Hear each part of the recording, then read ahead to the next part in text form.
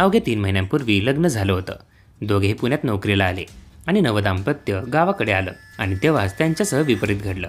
काय आहे नेमकं प्रकरण ते जाणून घेण्यापूर्वी चॅनलला सबस्क्राईब करायला विसरू नका। 3 महिन्यांपूर्वी वैभव आमले आणि स्नेहा आमले यांचा संगमनेर तालुक्यात साकूर येथील गावात विवाह झाला होता। अगदी 3 महिन्यांपूर्वीच त्यांचा विवाह झाला होता। दोघेही पुणे शहरातील एका खासगी कंपनीत नोकरीला होते। काही दिवसांपूर्वी दोघेही अचानक गावी निघून आले। रविवारी सायंकाळच्या सुमारास त्यांनी मुळांदेच्या जवळील मांगमळीत झाडाला गळफास घेत आपली जीवनयात्रा संपवली। दरम्यान वैभव आणि स्नेहा यांचे मृतदेह झाडाला लटकलेल्या अवस्थेत एका गावकऱ्याला दिसून आले। त्याने आरडाओरड केली असता आसपासचे लोक धावून आले। वैभव आणि स्नेहाने त्यांचे जीवन संपवल्याची बातमी संपूर्ण तालुक्यात वाऱ्यासारखी पसरली। गावकऱ्यांनी या घटनेची माहिती तातडीने पोलिसांना दिली। माहिती मिळताच घारगाव पोलीस घटनास्थळी हजर झाले। दोघांचेही मृतदेह खाली उतरून शवविच्छेदनासाठी रुग्णालयात पाठवण्यात आले।